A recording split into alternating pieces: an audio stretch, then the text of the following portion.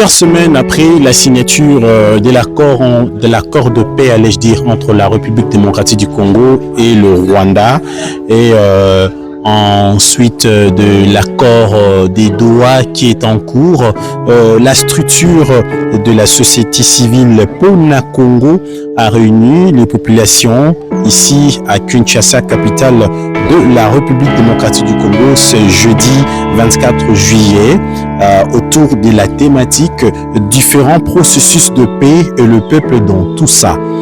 Le ministre de la Communication et porte-parole du gouvernement Patrick Mouyaya, le professeur Jack Njoli, le professeur Didier Moumengi ont tour à tour répondu aux préoccupations de la population qui se sent mis de côté tout au long de ce processus de paix. Sortir de ces débats citoyens, quelques participants ont donné leurs avis.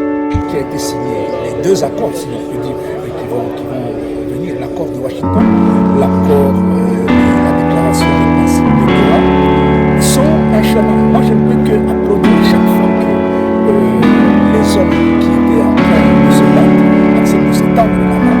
Moi, j'applaudis parce que c'est ça notre doctrine chrétienne. Je suis prêtre et je ne peux que applaudir. Lorsqu'on parle du pacte que nous vont vivre ensemble, que les évêques de la CENCO et de l'ECC ont proposé, c'est une proposition de paix mais qui va avec les autres. Le ministre a bien dit que nous devons regarder d'où vient la guerre que nous connaissons. Elle vient effectivement d'une agression extérieure.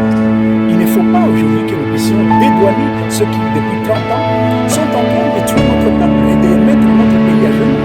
Donc aujourd'hui, nous devons stigmatiser le fait que le Rwanda nous a attaqué. C'est dommage que dans l'accord, on parle de mesures défensives du Rwanda au lieu de parler d'agression.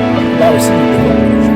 C'est dommage que le narratif du Rwanda sur le domaine a été repris tel quel, alors que nous savons que ces gens ne constituent plus une menace pour nous. Mais c'est des choses qu'on va corriger.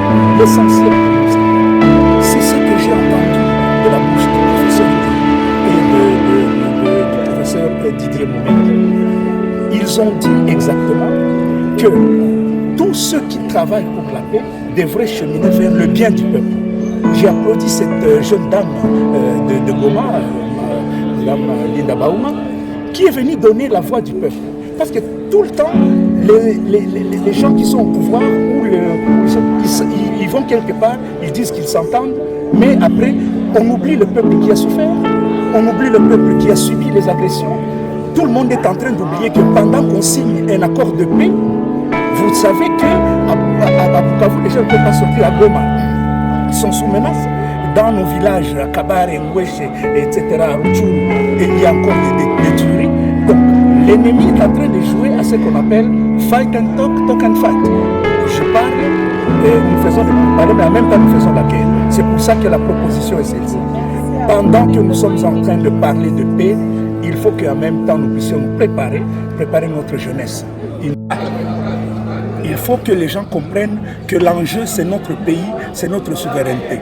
Il ne faut pas que certains puissent se faire passer pour des gens qui connaissent tout et les autres doivent tout avaler. Nous sommes en train de dire justement qu'il faut que l'initiative de la CENCO rencontre les autres initiatives, qu'elles viennent de la société civile, qu'elles viennent des autres églises. Il ne faut pas que nous puissions tomber dans le piège de croire qu'on rentre à la conférence nationale souveraine. N'est-ce pas? Je crois que c'est ça qui fait peur à certains. Il ne faut pas que de telles idées viennent. Il faut qu'on se dise, la classe politique doit s'entendre. La classe politique, la société civile, les jeunes, oui, vous qui avez, j'ai entendu que c'est une initiative des jeunes. Il faut que tout le monde comprenne que si aujourd'hui nous ne nous entendons pas comme des frères, demain nous allons mourir ensemble comme des idiots. Il faut que cette parole qui a été prononcée par le grand héros de l'Amérique et du monde, le pasteur Luther King, nous devons comprendre aujourd'hui qu'il ne s'agit pas de prendre le pas sur les autres, qu'il ne s'agit pas de se mettre contre un pouvoir, n'est-ce pas? Il ne s'agit pas de remplacer un pouvoir, il s'agit de retrouver la cohésion nationale pour que les autres aient peur de nous. On ne peut pas continuer à vivre avec des gens qui croient que nous sommes des imbéciles qui ne s'attendent jamais et qu'on peut donc ramasser des gens autour de nous, en faire des rebelles. Après, on parle avec eux, ils deviennent des ministres, ils deviennent des excellences, alors qu'ils ont déjà tué tout le monde. Il ne faut pas qu'on croie ça. Il faut que demain, on puisse comprendre que la redevabilité existe, que aussi la justice transitionnelle existe, que aussi la justice tout court existe. Il ne faut pas que nos morts puissent passer par perte de profit.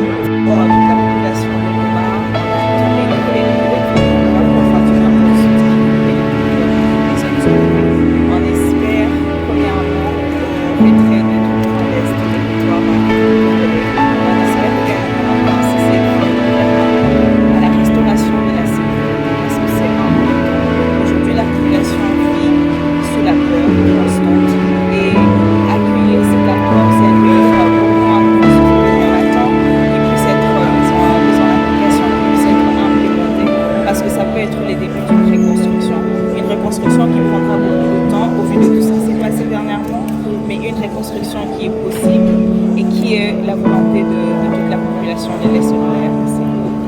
Le discours n'était pas pleurant, c'était une description malheureuse de notre histoire, du quotidien de plusieurs peuples. Et c'est une réalité qui aujourd'hui est la réalité de milliers de personnes à l'Est de la RDC. Oui, il y a beaucoup de femmes qui sont violées, mais le gouvernement ne peut pas rester silencieux. La justice doit être rendue, la justice doit réellement être rendue et aussi la réparation.